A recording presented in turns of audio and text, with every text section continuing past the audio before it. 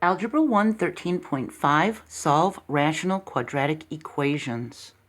Now, if you haven't seen these videos or you don't know what these topics are, completing the square, solve quadratic equations when the a is equal to 1 or not equal to 1, or what a quadratic formula is, or the discriminant, you may be confused, okay? So you need to go back and watch these videos, and there's links in this video's description, all right?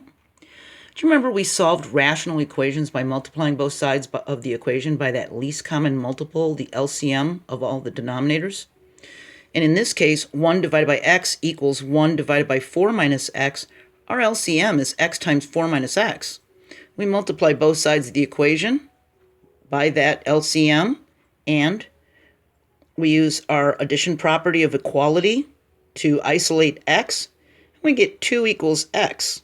That was in video 10.6. This is exactly what we're going to do, and we're going to do it with rational quadratic equations, okay?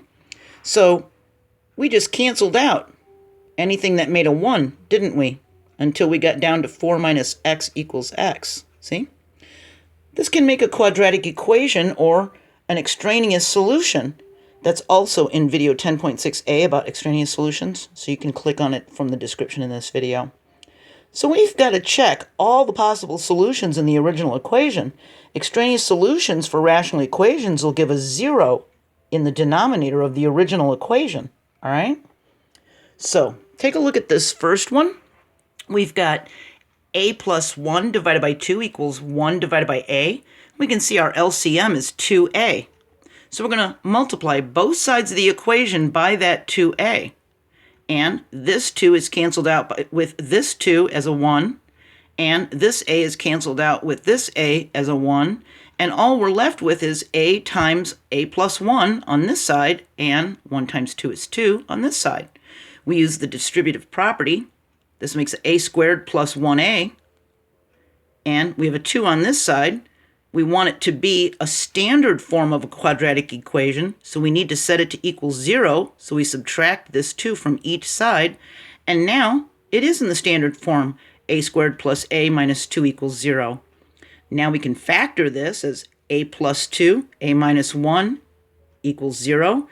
We use that 0 factor property we used a couple videos ago, where we set this to equal 0, we set this to equal 0, and we find the values of a, and we take away 2 from this side and from this side, and we find out that a is equal to negative 2.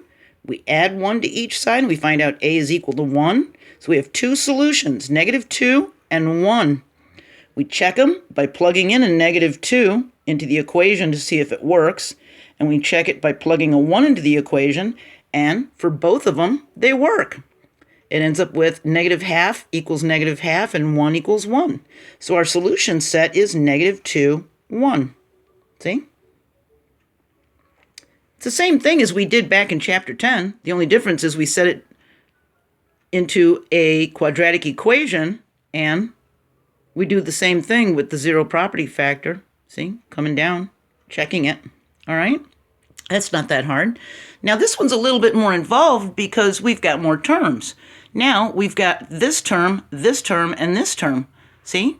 And our least common multiple is kind of big. It's an x minus 1, x plus 1, see? And we need to multiply each term by that LCM, not just each side of the equation. We're not just going to do it once here and once here. Each term needs to be multiplied by it. That's why we've got an orange group, and orange group, because all 3 terms are being multiplied by that LCM. And if you look closely, this x minus 1 cancels out with this x minus 1 as a 1, right, over each other. And we're left with 3 times x minus 1.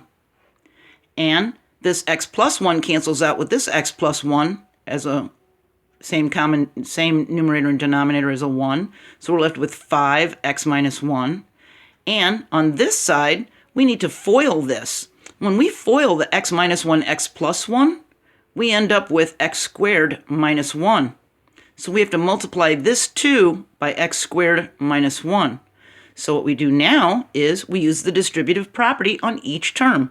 We use it on the 3, we use it on the 5, we use it on the 2, and what we come up with is 3x plus 3, 5x minus 5, and 2x squared minus 2. Now you can see we've got some like terms. We've got a 3x and a 5x that can be combined to an 8x.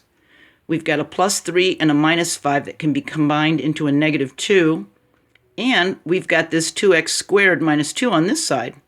So to set it as a quadratic equation, we need to move these guys over, don't we? So we're going to subtract 2x squared from each side. That's going to create a 0 pair here and leave just that negative 2 on this side. And now we've got negative 2x squared plus 8x minus 2 on this side. It still needs to be set to 0. So because of this minus 2, we have to add 2 to each side. So that's going to create a 0 pair here and here. So all we're left with is no c value. See that? We've got an a, we got a b, but there's no c. So we've got negative 2x squared plus 8x equals 0. We factor this as negative 2x times x minus 4 equals 0.